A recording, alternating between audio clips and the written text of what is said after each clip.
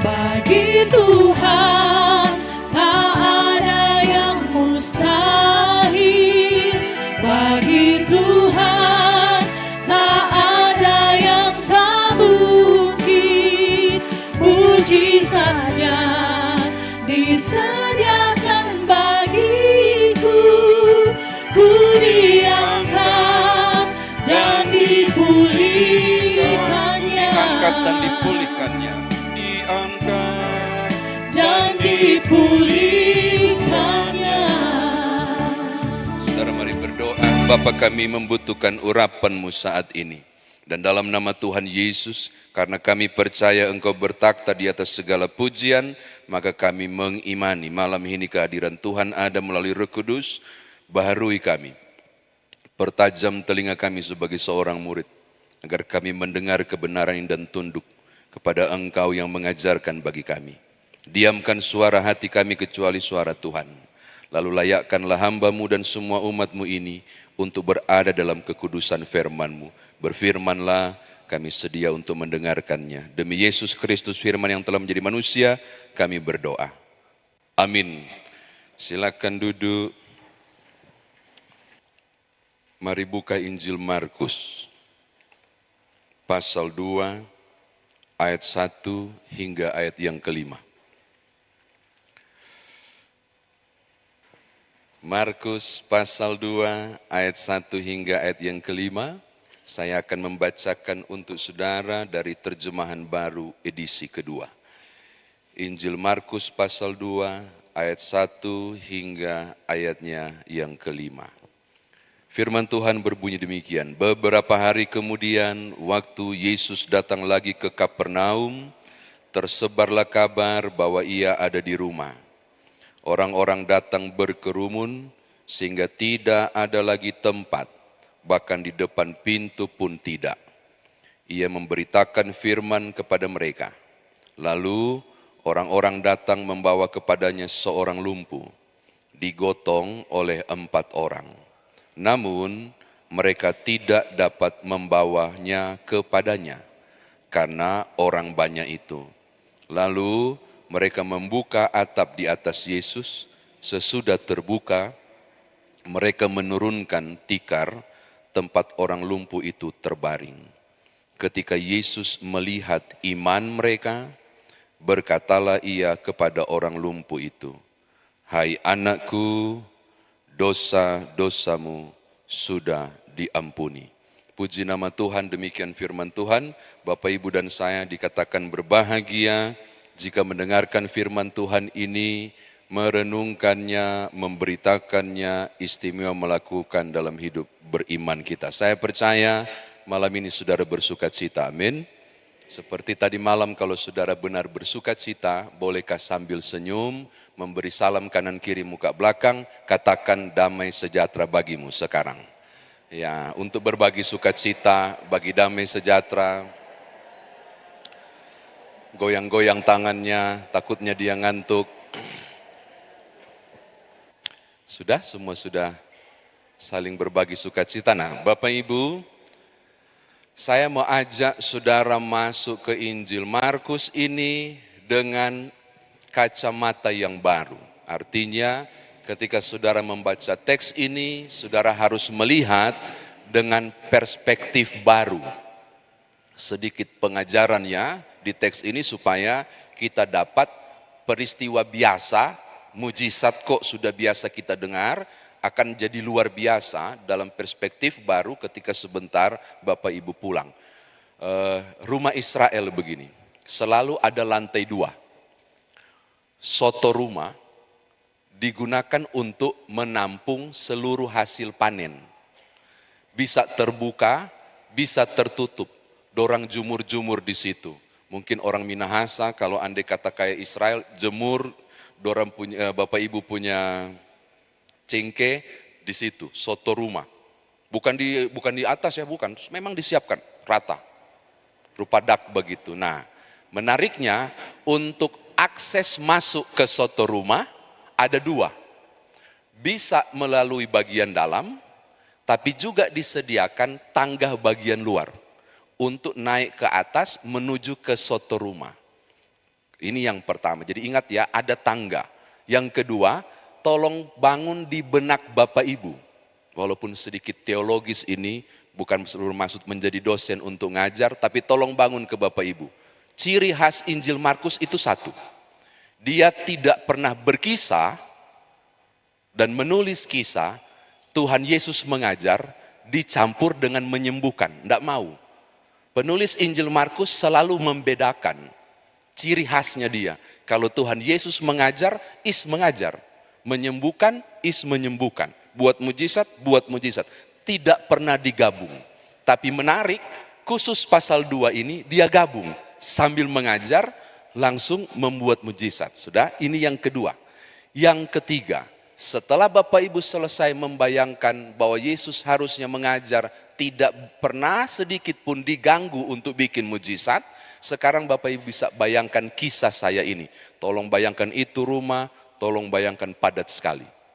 Tidak ada akses masuk sama sekali. Menurut teks Injil Markus, semua tertutup. Kemungkinan jangankan lewat pintu, jendela pun sudah nggak bisa. Lalu Alkitab bilang begini, ada 4 orang membawa orang lumpuh. Dia bilang ada 4 orang membawa orang lumpuh. Paralitikon. Kalau ikut King James Version, saudara akan menemukan paralytic. Tapi kalau pakai teks Yunaninya, paralitikon. Itu bukan cuma lumpuh. Tetapi beberapa penafsir menyebut paralitikon berarti dari leher ke bawah. Oke? Jadi saudara bisa bayangkan ini bukan cuma kesok dia, bukan. Betul-betul total lumpuh dari leher sampai ke bawah, paralitikon. Itu bukan lumpuh biasa. Sehingga star membawa orang itu bukan ketemu di depan rumah itu, bukan. Dari rumahnya dijemput dengan tikar baru diusung dan dibawa sampai ke situ. Pas mau masuk, enggak bisa masuk. Tiba-tiba dapat ide menarik. Dorang bilang begini, naik ke soto rumah. Alkitab bilang kan, karena Markus itu lupa, mungkin dia sambil menulis dia lupa, saking takjubnya dia lupa. Dia cuma bilang membuka atap, di bawah ada Yesus. Pertanyaannya, lu sampai di atas bikin apa? Berarti kan ada proses naik yang tidak ditulis. Maka kita harus bayangkan proses naik dulu. 4 orang dengan tikar, tahu tikar toh? Tilam yang tidak kokoh, yang kalau ada orang di situ berbahaya. 4 orang tiba-tiba naik tangga itu. Itu aksesnya, tolong bayangkan tuh. Dan Bapak Ibu tolong hayalkan ributnya mereka. Pas lagi naik, terlalu tinggi, turun sadikingana, naik ulang, awas. Kenapa Bapak Ibu? Naik tangga membawa orang yang tidak tahu menjaga keseimbangan. Lumpuh dari leher. Itu kalau salah angkat, dorang salah angkat, yang satu terlalu kiri, taguling, itu bukan cuma lumpuh dari leher ke bawah, leher ke atas pun lumpuh, mati dia. Jadi kita bisa bayangkan ini situasi yang sangat sulit. Markus tidak mengisahkan, tapi saudara bisa membayangkan. Peristiwa mujizat ini dimulai dari situasi yang sangat sulit. Ini kedua. Sekarang ketiga. Pas sampai di atas, backing apa? Oh, dikasih ulur dari soto rumah. Belum. Diulur pakai apa? Mesti ada tali. Pertanyaannya, apakah di atas ada tali? Karena beberapa penafsir mengatakan kemungkinan beberapa orang itu pulang dulu ambil tali. Tapi beberapa ahli mengatakan kemungkinan besar ada tali yang dipakai di soto rumah. Atau ada poin ketiga, membuka jubahnya, baru Israel itu punya 2 baju, selalu saya bilang ada 2 baju. Baju yang panjang sama baju yang di luar itu cuma kasih gate begini, itu jubah. Nah itu bisa digunting untuk jadi tali. Saya nggak tahu, whatever, dari manapun talinya. Tapi yang menarik perhatian saya adalah ketika mereka menurunkan 4 lumpuh itu, 4 orang itu menurunkan orang lumpuh itu, Bapak Ibu harus hayalkan aksi mereka. Jadi kan ini dibuka ya, dibuka. Baru mulai diturunkan. Sesunyi ini barangkali waktu diturunkan. Ndak mudah. Itu orang ndak seimbang dia yang lumpuh ini. Karena dari leher ke bawah, ndak bisa batahang dia. Kan dikata dia sudah tahu doa Bapa kami, mungkin doa Bapa kami ndak amin-amin waktu dikasih turun. Kenapa? Takonya minta ampun. Kiri ngana, kanan, awas terlalu ke bawah. Wih, naik sedikit. Itu kalau orang Manado, Soba Veto, orang di semua di bawah, cepat. Cerewetnya pasti akan ramai di situ. Kenapa saya yakin ramai? Karena Alkitab mengatakan Yesus nengok ke atas. Berarti ada kegaduhan di atas itu. Dan betapa mereka mempertaruhkan satu nyawa untuk turun ke bawah. Pakai tali dengan upaya maksimal supaya sampai mengambil perhatian Yesus. Dan Yesus yang tidak mau diganggu waktu mengajar itu mau nengok ke atas. Dan rupanya berhasil. Dan Alkitab menyebut hal yang menarik. Tolong lihat ayat yang kelima, itu luar biasa. Dan banyak ini meleset, banyak dilupakan orang ayat yang kelima ini. Tolong lihat ya, ketika Yesus melihat, garis bawah ini, iman mereka. Garis bawahi iman mereka. Ten pistein. Pistos itu iman. Bentuk jamaknya pistein. Ten pistein. Iman mereka. Kalau saya kaget baca iman mereka. Kenapa dipakai ten pistein? Bukankah yang lumpuh cuma satu orang? Harusnya kalimatnya ketika Yesus melihat imannya, iman dia singular. Harusnya singular. Harusnya tunggal. Tapi ini jamak. Iman mereka.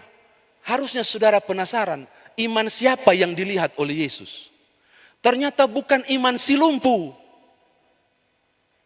Tapi iman yang dilihat adalah iman 4 orang yang lagi hosa-hosa, yang lagi pucat, basuar dingin, kasih turung dari teman itu. Yesus lihat iman itu. 4 orang, pistein, ten pistein, iman mereka. Iman 4 orang, bukan iman 1 orang. Bagi saya ini misteri, maka kita harus gali teks ini lebih dalam, menemukan sesuatu yang dahsyat. Tuhan tertarik pada teamwork dari 4 orang ini. Tuhan tertarik pada kerjasama 4 orang ini. Tuhan tertarik pada semangat persaudaraan 4 orang ini. Dan dengarkan saya, semangat persaudaraan itu membuat mujizat terjadi. Amin. Saudara kalau baca Mazmur 133, itu dahsyat sekali. Di persaudaraan yang rukun, Tuhan perintahkan berkat. Maka saya menemukan hal yang sangat besar itu. Bahwa ternyata dalam kebersamaan ada mujizat. Yang ketiga,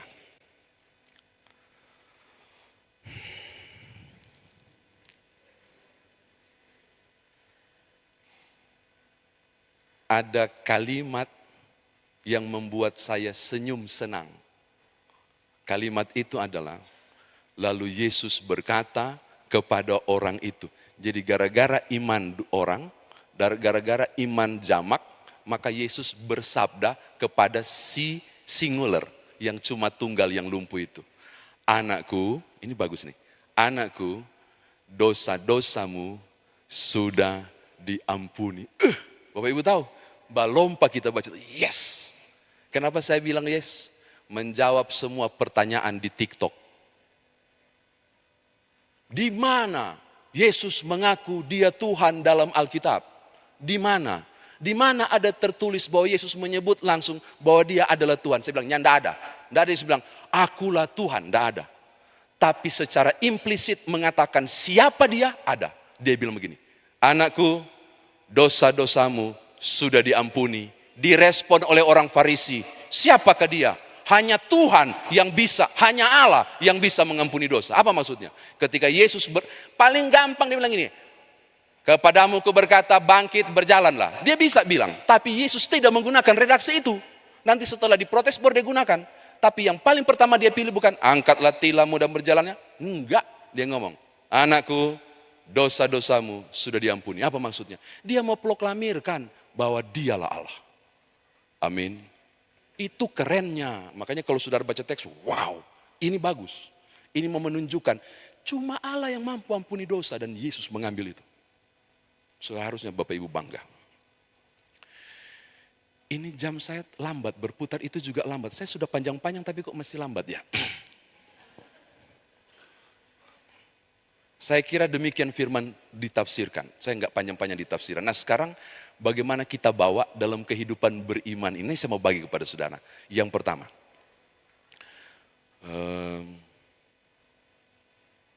Satu kali, ini bukan kisah nyata ya. Kalau saya sudah bilang satu kali berarti ini bukan kisah nyata. Ada seorang ibu kasihan, seorang janda. Susah kasihan DP hidup. Kenapa Bapak Ibu saya suka bilang kasihan? Karena saya ada darah sangir kasihan. Jadi orang sangir paling suka ngomong kasihan. Apa kabar? Bye-bye kasihan. Itu ada orang sangir baju merah di belakang. Sehat-sehat kasihan. Anak seberapa? Ada 3 kasihan. Itu orang sangir. Yang pertama dokter kasihan. Yang kedua pegawai negeri kasihan. Yang ketiga dong pendeta kasihan. Itu orang-orang sangir. Itu hobi banget bilang. Tapi kasihan itu artinya thanks God. Kira-kira begitu, mau mengucap syukur, tapi saya nggak tahu kenapa ya kasihan. Nah, janda ini susah hidupnya, mirip-mirip dengan seorang janda yang membuat roti untuk Elia. Janda siapa itu? Siapa nama janda yang buat roti buat Elia? Itu bukan DP nama, itu DP lokasi. DP lokasi di Sarfat. Itu janda di Sarfat. Kan orang bilang janda Sarfat, padahal lokasinya di Sarfat. Siapa Bapak Ibu? No name, NN. Jadi itu bisa siapapun. Engkau bisa menjadi siapapun, bisa jadi janda itu. Yang jadi berkat buat Elia. Tapi ini bukan, susah sekali kasihan. Kasihan lagi nih, susah sekali dia. Kalau janda di Israel Bapak Ibu sudah pasti miskin. Karena kalau suaminya mati, maka seluruh harta kekayaan klan suaminya akan kembali, harta kekayaan suaminya akan kembali ke klan sukunya. Itu sudah pasti. Kisah Naomi, Ruth itu bukti. Jadi miskin itu Naomi. Kenapa? Karena suaminya meninggal. Kepemilikannya di siapa? Kembali ke suku. Siapa yang tebus? Boas. Untung Boas tebus. Jadi kalau bicara soal janda di Israel, pasti miskin. Kalau janda di Tomohon, belum tentu. Ada janda sukses tadi kita ada baku dapan. Pas di muka Pak kita lagi nih. Oke? Lagi susah kasihan. Lalu makanan terakhir dikonsumsi tadi pagi. Anaknya masih kecil. Tapi imannya luar biasa. Dia berdoa begini, Bapa, Engkau sumber dari segala kekayaan. Engkau memberi apa yang aku perlu. Kirimkanlah makanan hari ini. Kalaupun tidak untukku, paling tidak buat anakku. Ada kasihan anaknya 1 tahun umurnya. Berdoa lagi. Tetangganya ateis. Tidak percaya Tuhan. Terganggu dengan doa ini. Kenapa dia ribut-ribut di situ? Dia buka pintu, baru pergi ke depan, karena ini kan orang kontrak toh, orang kontrak satu bedeng, gimana kan Bapak Ibu tahu nggak kontrakan yang cuma dipisah-pisahin oleh itu. Nah, dia keluar, dia badengar, ada berdoa apa ini janda, ya ampun dia ketawa, hihihi, Tuhan mana yang mesti makan pangana. Ateis. Tidak berhenti, dia tetap berdoa, tetap berdoa.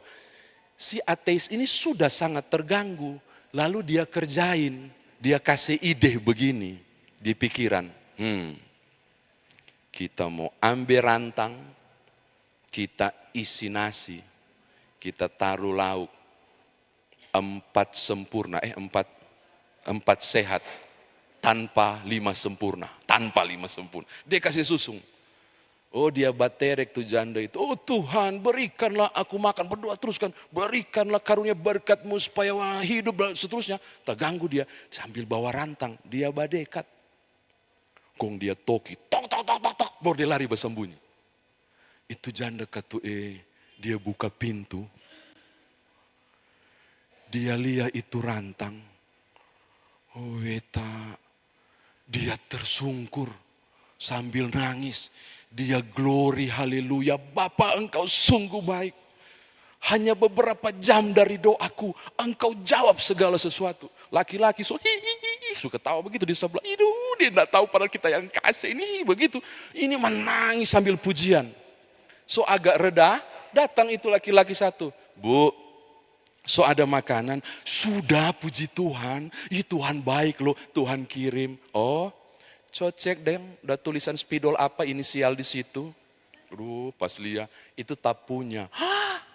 Jadi Bapak yang kasih bukan anak Tuhan, kita yang kasih. Tiba-tiba ibu itu serius lipat tangan dan berdoa sungguh-sungguh. Bapak, Engkau luar biasa. Ternyata setan pun Tuhan pakai untuk menjawab doaku ini. Sudah tangkap maksud saya? Allah bisa pakai segala cara. Mujizat bisa tidak jatuh dari langit, tapi bisa dalam proses. Mulai dari mana? Kerelaan 4 orang ini. Saya bilang, dengarkan. Dimulai dari kerelaan 4 orang ini. Maka hal pertama saya bilang begini. Tanpa kepedulian untuk mewakili kepedulian Allah, engkau tidak bisa dipakai Tuhan untuk jadi alatnya. Saudara harus memiliki kepekaan dan kepedulian bagi orang lain untuk menghadirkan mujizat. Banyak orang senang doa Yabes. Pernah tahu doa Yabes? Kiranya Engkau menyertati aku berlimpah-limpah. Keren banget itu. Tahun 94 dia booming. Baru ajaibnya bagian terakhir. Dan Tuhan menjawab doanya. Sejak itu orang senang untuk berharap bisa jadi doa Yabes. Sorry to say, itu level rendah.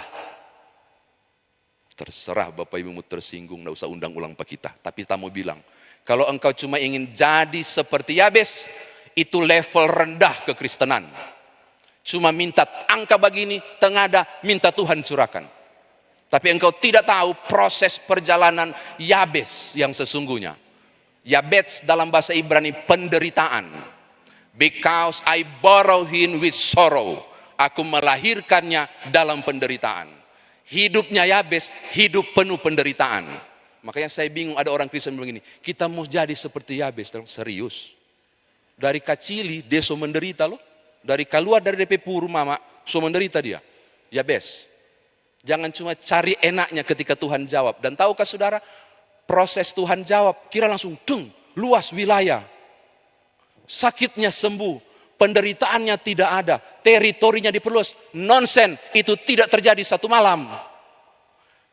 Itu tulisan yang ditulis pada kesaksian tokoh luar biasa. Tapi prosesnya kita tahu, ada tenaga kerja Yabes, ada orang yang menopang, ada yang memupuk, ada yang menggemburkan ladangnya, hasil panennya berlimpah-limpah, dan seterusnya. Maka saya mau bilang begini, jangan mau jadi Yabes doang, itu level biasa. Level lebih tinggi adalah, jadilah anak Tuhan yang bisa menjawab Yabes-Yabes yang sedang berdoa. Itu level tinggi. Jangan cuma Tuhan berkatilah aku, tapi Tuhan pakailah aku jadi berkat. Itu Kristen level tinggi. Gitu, semangat kita mau bilang, ya cuma begini, saatnya engkau begini. Jangan cuma begini, saatnya engkau tumpang tangan untuk jadi berkat. Amin. Jadi, kisah ini dimulai dengan kepekaan itu. Tanpa kepekaan tidak terjadi mujizat itu. Hal kedua untuk saudara bawa pulang. Sadar potensi. Sadar kemampuan diri. Sadar potensi yang ada. Apa itu? Kayaknya, saya lagi berpikir begini. Dorang diskusi. Kayaknya kawan, kau jangan sedih ya, jangan ragu. Mungkin begitu dia bilang ke teman yang lumpuh. Torang ampa ini kayaknya mampu. Nanti torang bawa ya, torang kita bawa di rumah itu. Kita dengar Rabi lagi mengajar, dorang bawa. Pas bawa, pintu tertutup. Jendela nggak bisa dimasuki. Soloyo yang lumpuh itu, barangkali, saya lagi hayalkan kisah ini. Tiba-tiba ada yang menepuk bahunya, salah satu dari 4 ini. Bos, jangan menyerah, semangat. Nanti torang kasih naik di atas ya. Sampai turun sekalipun, apa yang saya mau katakan? 4 orang ini tahu potensi. 4 orang ini sadar potensinya. Dan potensi itu mereka mau gunakan untuk sesuatu yang dahsyat. Hayalannya sederhana, cuma mau tolong orang itu. Dorang gak tahu, dari niat memanfaatkan potensi, pintu mujizat terbuka. Saya mau katakan poin yang kedua, sadar potensi. Tiap hal yang saudara bawa sejak lahir, Tuhan pernah kasih. Dan itu disebut talenta. Dan orang gak sadar talentnya. Mulai cari tahu, untuk membangun tubuh Kristus, saya punya kemampuan apa? Barangkali itu bisa berguna untuk kemuliaan nama Tuhan. Harus punya kemampuan sadar potensi. Saya sudah pernah cerita kali, ada di TikTok ini kalau mau cerita lengkapnya. Waktu pengucapan syukur anggur. Pasti sudah pernah dengar kan? Biasanya untuk pengucapan syukur anggur itu, panen anggur, sudah di warta jemaat sebelumnya. Tiap rumah yang ada kebun anggur dan panen, wajib untuk membawa 5 liter jerigen berisi air anggur. Untuk taruh di wadah pengucapan syukur. Biasanya begitu. Jadi habis ibadah, buka, habis pengucapan syukur, nikmati bersama, dorang buka, dorang cicipi dan memuliakan Tuhan hasil anggur yang baik.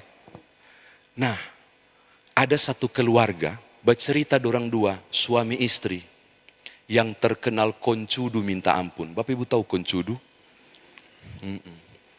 Yang dia bikin mata PT itu, kalau waktu kecil-kecil dulu saya ingat banget gitu. Waktu masih tinggal di Manado itu, awas jangan koncudu mata PT ngana. Nah, koncudu sekali dorang 2, dorang diskusi begini. Kalau 5 liter anggur dijual lumayan banyak. Hasil panen kok mau dikasih pengucapan syukur for Tuhan. Padahal dorang juga yang minum sama-sama. Sudah Jo. Terus Pak Ituanya bilang, nggak bisa. Mesti orang bawa. Kalau ketahuan nggak bawa, nanti dicap keluarga yang tidak tahu bersyukur. Terus bagaimana dong? Istrinya punya ide luar biasa. Pak, kita bungkus itu jerigen 5 liter itu. Torang bungkus. Terus torang isi jangan anggur. Torang isi air. Nggak dapat tahu kuat. Pandai sekali nggak nama itu. Dan betul, hari H dengan senyum sukacita. Selamat hari Minggu. Sambil tuang. Di jerigen besar. Untuk dinikmati bersama. Habis ibadah pengucapan syukur seperti biasa toh. Pemerintah diundang, pendeta di depan untuk nikmati. Biasa duluan pendeta yang duluan toh. Buka untuk nikmati. Di sini begitu enggak? Biasa duluan pendeta yang disuruh toh. Makanya pendeta yang duluan kolesterol, pendeta yang duluan asam urat, itu duluan tuh pendeta-pendeta tuh. Karena disuruh duluan. Nah, dia buka. Pas dia buka dengan senyum. Pas ambil, kong dia minum, Bapak Ibu tahu, DP muka berubah. Dia korek ke tuh kepala jaga, hukum tua.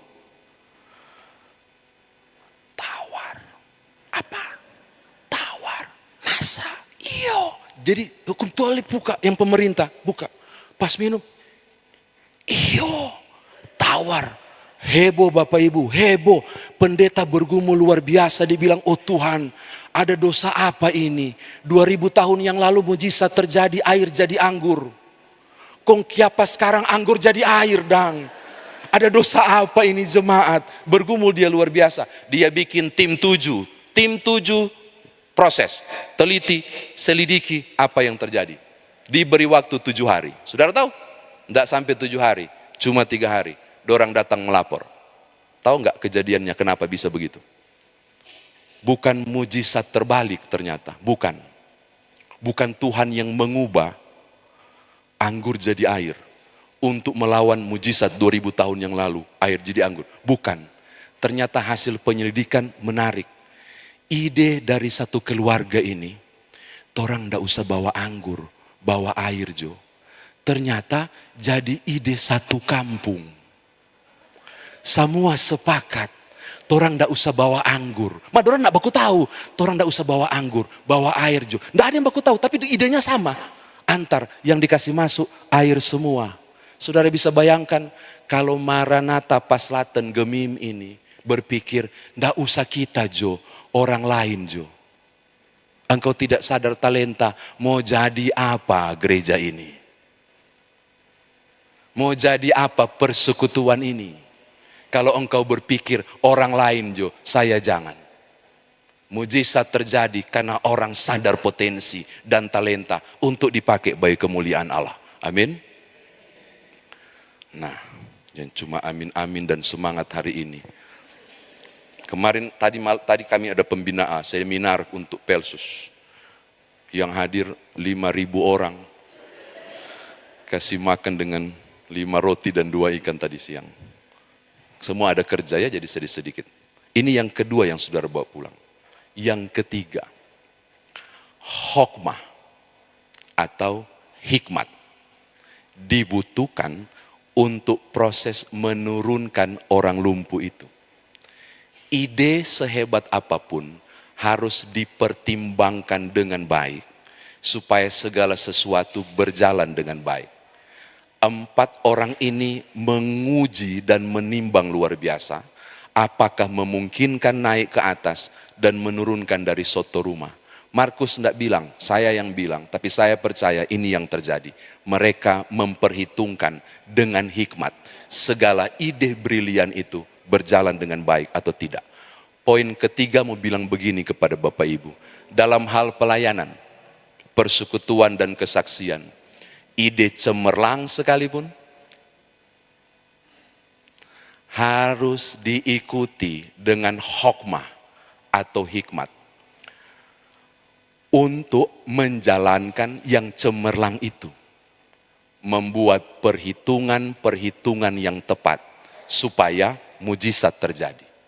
Maka poin ketiga mau bilang begini kepada Bapak Ibu, seluruh warga jemaat di gereja ini, sebagus apapun ide saudara, itu perlu diuji.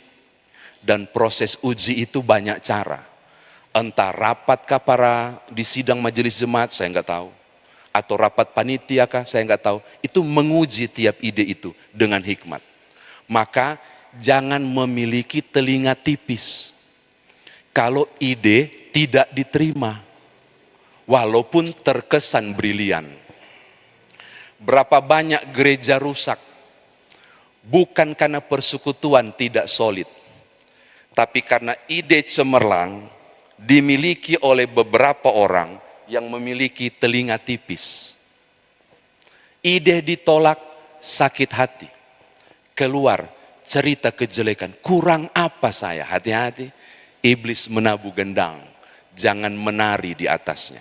Warning cukup kuat, segala sesuatu baik, tapi tidak semuanya berguna. Artinya sehebat apapun ide saudara, mesti diuji. Berguna enggak atau tidak? Kemarin tadi siang kita ngomong di sini. Ada gandum, ada ilalang tumbuh. Lalu si hamba bilang begini, kita cabut saja ilalangnya. Sang Tuhan bilang, jangan, kalau kau cabut, gandum bisa kecabut. Ide yang baik belum tentu berfaedah, belum berguna. Itu perlu diuji. Terakhir yang ketiga.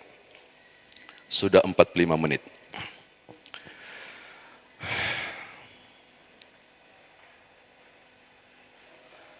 Tadi mati lampu di daerah tempat itu toh. Jadi saya mandi kucing. Cuma basiram begitu. Jadi mulai fogado sekarang. Yang ketiga, tiap karya dan tiap talenta dipertaruhkan untuk kemuliaan nama Tuhan. Tetapi tidak tiap karya dan tiap talenta itu nama saudara disebut. Contoh, tolong cek Injil Markus. Tolong cari tahu siapa nama 4 orang itu yang mengangkat orang lumpuh itu. Nyanda ada. Sampai di kitab Wahyu pun nyanda ada. Taso periksa nyanda ada. Pernah tahu Yesus memberi makan 5.000 orang dengan 5 roti dan 2 ikan. Saya selalu tak putar-putar kalau sebut itu. Kadang saya bilang Yesus memberi makan 5 orang dengan 5.000 roti dan 2.000 ikan. Kadang tak putar-putar. Itu ada kisah loh Bapak Ibu. Ada pendeta yang dengan semangat ke siang berkhotbah berapi-api, tapi dia mengalami apa lagi? Slip tang, terselip lidahnya. Dia salah ucap. Bapak Ibu, mujizat besar terjadi. Yesus memberi makan 5 orang dengan 5.000 roti dan 2.000 ikan. Itu berulang-ulang dia bilang dia nggak sadar dia salah. Padahal dia terputar kesian. Otaknya ngomong lain, mulutnya bicara lain. Kebetulan di belakang ada orang sangir. DP nama Ungke. Ungke so cari selak. Ini mujizat macam apa? Jadi pas pulang, mau salam-salam hari Minggu, dia paling terakhir. Setelah semua sudah salam-salam, dia tunggu. Pas sudah salam-salam, dia pegang tangan pendeta. Pak Pendeta, selamat hari Minggu. Cuma mau kasih tahu, yang tadi bukan mujizat. Mana mungkin kita boleh bikin begitu. Kalau cuma mau kasih makan 5 orang dengan 5.000 roti. Pendeta sadar, oh Tuhan salah kita. Minggu depan dia naik mimbar ulang. Pembacaan beda, mar dia paksa untuk meralat itu. Dia cari di mana Ungke berdiri, duduk. Oh di belakang, pakai baju hijau dengan kacamata di belakang batik. Itu. Dia bilang, saudara, saya minta maaf, minggu lalu saya keliru. Yang benar adalah Yesus memberi makan 5.000 orang dengan 5 roti, sambil dia lihat tungkik itu, 5 roti, 2 ikan, sambil gitu. Ini mujizat, tidak ada yang bisa lakukan, termasuk ngana. Saking emosinya. Saudara tahu? Pas pulang, Ungkek tunggu, paling terakhir. Pas sudah semua bikin, dia langsung pegang tangan. Pendeta, selamat hari Minggu. Ini baru mujizat. Ini baru mujizat. Marta kasih koma pendeta. Kalau cuma mau kasih makan 5.000 orang, Ungke masih mampu. Menghujat ngana ke Tuhan. Bagaimana ngana mampu? Mau pakai apa ngana? Pakai roti 5.000 yang lalu, minggu lalu. Dan ikan yang minggu lalu. Bapak Ibu tahu? Versi Yohanes. Versi Injil Yohanes, dari mana ikan itu? 5 roti dan 2 ikan, dari mana? Dari seorang anak yang kasih ke Yakobus kan? Tolong cari tahu, siapa nama anak itu? Nyanda ada. Ajaibnya, sampai kisah itu selesai, Rasul Yohanes nggak tulis-tulis itu nama. Bahkan yang dimunculkan bukan anak itu. Hanya bilang sisa 12 bakul. Sesudah itu tokoh besar itu yang tetap tinggi. Siapa? Yesus Kristus. Terus saja diceritakan. Anak yang murah hati itu tidak ditampilkan. Dengarkan, saya mau katakan hal penting ini. Mujizat melalui 4 orang tadi. Nama 4 ama itu sama sekali tidak disebut. Kenapa? Karena kalau bicara soal mujizat, yang disebut cuma nama Tuhan. Engkau dan aku adalah alat untuk mengangkat si lumpuh. Tapi kita cuma alat, yang punya kuasa adalah Yesus Kristus. Maka yang ditinggikan adalah Tuhanmu dan bukan engkau. Amin. Gitu. Jadi kalau itu sumbangan, tidak masuk di warta jemaat, jangan kecewa. Kalau di GPIB Bapak Ibu, warta jemaat lengkap. 4 halaman terakhir itu warta keuangan. Itu ditulis sumbangan dari Bapak ini, tang. Itu kalau nama tidak masuk, Oh Weta, dia sudah nggak fokus di khotbah, cuma bolak-balik 4 itu. Ada jatuh di mana tapi nama huruf dan sudah nggak suka cita itu. Saya mau kasih tahu kepada saudara, ketika engkau memberi nilai berapapun, minta maaf, nilai itu cuma dicatat oleh bendahara. Sorry to say, 5 juta engkau sumbang, yang mencatatnya siapa? Bendahara gereja.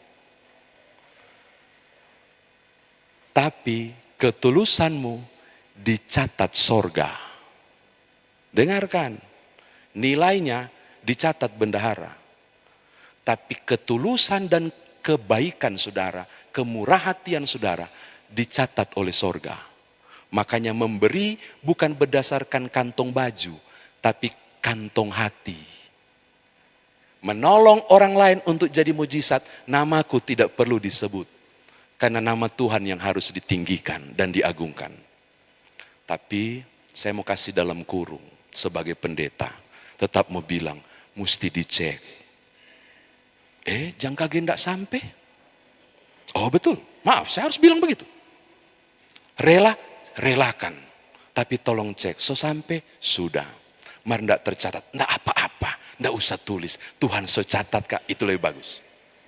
Tapi kalau enggak tercatat, dan cek, enggak sampai, sorry enggak sampai. Jangan baku sedu, iyo, taruh di situ. Kiranya Tuhan mengampuni tangan gaib itu.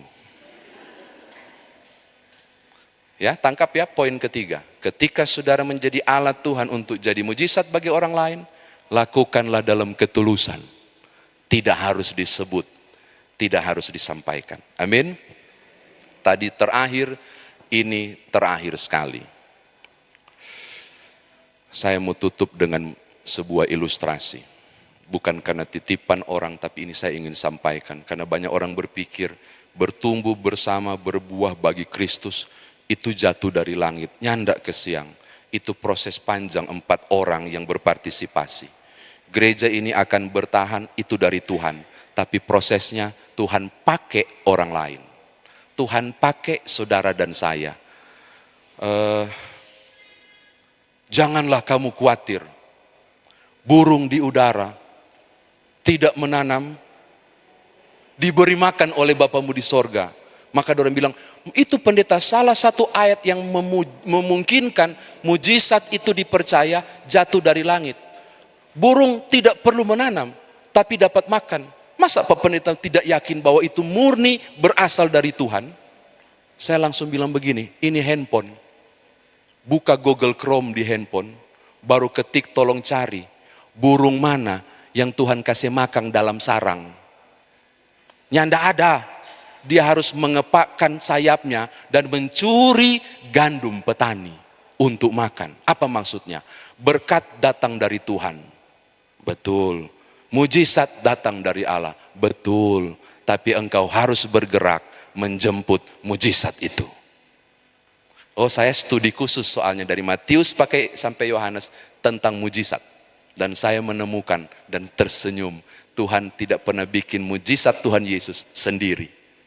Selalu gandeng orang-orang terlibat di dalamnya. Contoh, mujizat apa? Silakan sebut, saya bisa sebutkan bahwa Yesus menggunakan tokoh yang lain. Air jadi anggur. Siapa yang kasih penuh itu tempayan?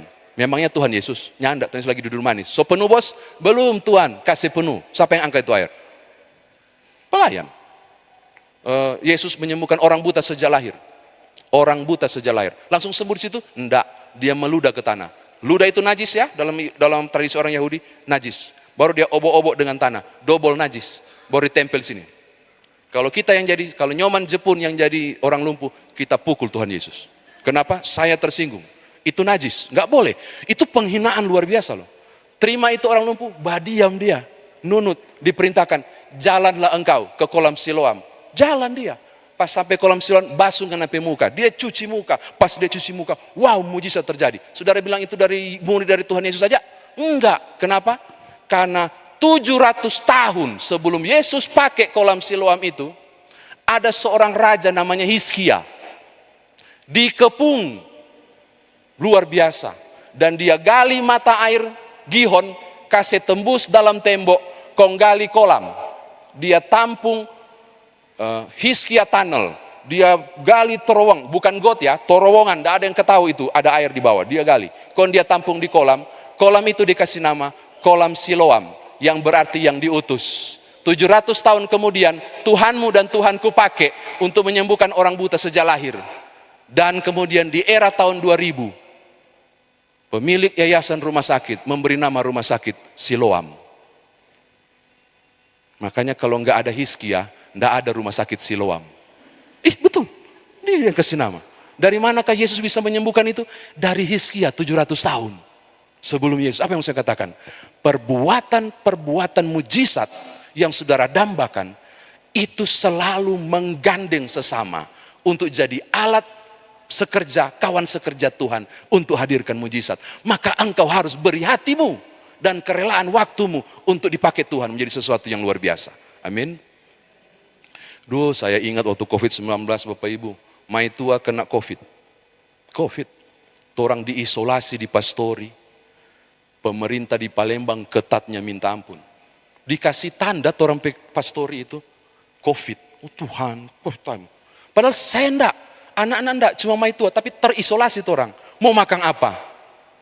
Ada beras, mar itu lauk bagaimana? Tahu enggak? Tiba-tiba dapat WA loh, dapat WA. Pak Pendeta, tolong lihat di garasi. Siapa? Ada rantang. Saya nangis loh waktu itu. Saya tidak menyangka Tuhan pelihara saya melalui seorang ibu janda yang sudah tua. Yang datang takut-takut menyeberang jalan ke siang. Baru taruh di pagar garasi. Plastik merah, ada rantang 4 lengkap, isi lauk di situ. Dan aku memuji Tuhanku, padahal yang antar oma-oma janda. Kenapa? Karena saya tahu Tuhan gerakkan dia menjadi alat, supaya aku dan anak-anakku makan enak hari itu, di kondisi terisolasi. Saya mau katakan hal yang sama kepada saudara. Mujizat terjadi dari Tuhan, tapi Tuhan bisa pakai hatimu, untuk kemuliaan namanya. Terakhir, tadi sudah terakhir sekali, belum habis-habis, minta maaf. Saya mau tutup dengan ilustrasi, tadi saya janji ya, ilustrasi. Dan ini barangkali membuat saudara mengerti bahwa, orang tidak bisa bergerak jemaat ini tanpa kebersamaan dan kepedulian, sadar talenta, kepekaan untuk maju bagi kemuliaan Tuhan. Ada peresmian gedung sekolah minggu. Itu donatur tunggal Bapak Ibu. Di buku 1500 cerita bermakna kalau nggak salah saya baca itu. Donatur tunggal. Saya baca itu sambil terharu loh. Wow, ini keren banget ini disampaikan ke jemaat. Kenapa? Kisahnya menarik. Ternyata ibadah syukur. Waktu pendeta itu berkhotbah dan seterusnya dari mimbar, si donatur tunggal ini kan diundang satu-satunya tamu. Orang lagi sukacita dengar khotbah, dia lagi murung. Setiap kali lihat di mimbar dia langsung tiba-tiba tunduk. Menghapus beberapa butir air matanya.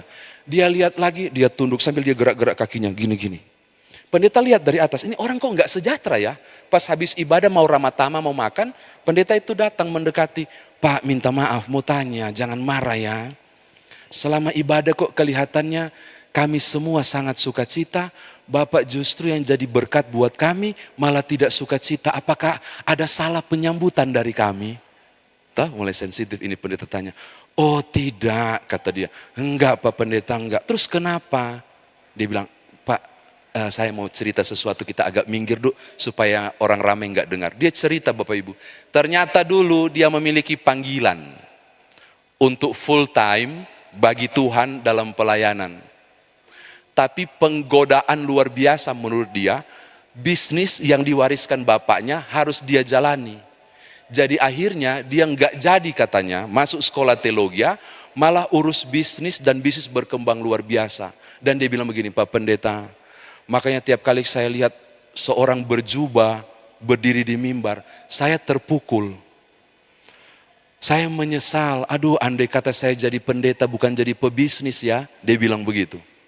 Saudara tahu? Pendeta itu rangkul dia dan ngomong begini, Pak, kalau Bapak kecewa tidak jadi pendeta karena jadi pebisnis, saya bilang andai kata Bapak jadi pendeta dan bukan pebisnis, saya yang kecewa. Maksud, Pak, kalau andai kata Bapak jadi pendeta, saya nggak yakin ada orang yang rela untuk jadi donatur tunggal, membangun pelayanan sekolah minggu bagi kemuliaan Allah dengan sukarela. Sambil erat dia rangkul, Pak, dengarkan saya. Panggilan kita sama kok untuk kemuliaan Tuhan, tapi caranya bisa berbeda-beda. Amin. Saya bertoga, beliau bertoga. Engkau tidak, tapi tujuannya sama, supaya nama Tuhan dimuliakan. PL singer yang luar biasa, dengan pita suara yang diberkati. Tujuan kita sama, untuk kemuliaan Tuhan.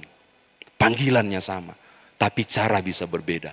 Tolong sadar potensi.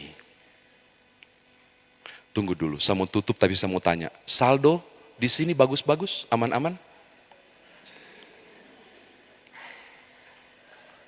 Tuhan punya pelayanan, Tuhan yang pelihara gereja ini. Tidak peduli saldonya, Tuhan yang pelihara. Tapi Tuhan bisa pakai Bapak Ibu untuk pembiayaan pelayanan di gereja ini makin baik untuk kemuliaan Tuhan. Jangan koncudu for gereja, mau bilang begitu. Jadi alat Tuhan untuk kemuliaan Allah di tiap potensi. Apalagi, mana tuh anak-anak muda di belakang itu? Kalau ndak ada dorang Bapak Ibu, kalau ndak ada dorang, jangan pernah memimpi. Gemim punya YouTube sendiri. Itu dari mana? COVID-19. Blessing in the sky. Betul? Dan Tuhan pakai anak-anak muda ini untuk jadi kemuliaan Allah. Dan pelayanan tetap jalan secara online. Karena apa? Karena mereka sadar potensi. Memang itu komputer menyala sendiri. Coba kasih komputer itu dipegang oleh lansia. Asap itu terbakar. Oh benar? Betul. Dipakai oleh Tuhan, oleh mereka. Tuhan pakai dorang. Tolong sadar, apapun yang Bapak Ibu miliki, apapun, tolong pakai untuk kemuliaan Tuhan. Supaya bertumbuh bersama berbuah baik Kristus itu bisa terjadi. Saya mau tutup, mengakhiri bagian ini. Bekerja untuk Tuhan, jeripayamu tidak sia-sia. Siapapun yang telah melakukan untuk Tuhan, dengarkan. Tuhan mencatatnya dalam kebenaran. Kalau bukan engkau yang diberkati, mungkin istrimu. Kalau bukan, mungkin anakmu. Kalau bukan, mungkin cucumu. Tapi saya pegang sampai sekarang. Kalau aku berkeringat untuk Tuhan, aku percaya anak-anakku dan masa depan keluargaku, Tuhan juga mau berkeringat untuk saya. Ayolah, kita bangun tubuh Kristus ini. Tuhan berkati Bapak Ibu. Haleluya. Amin.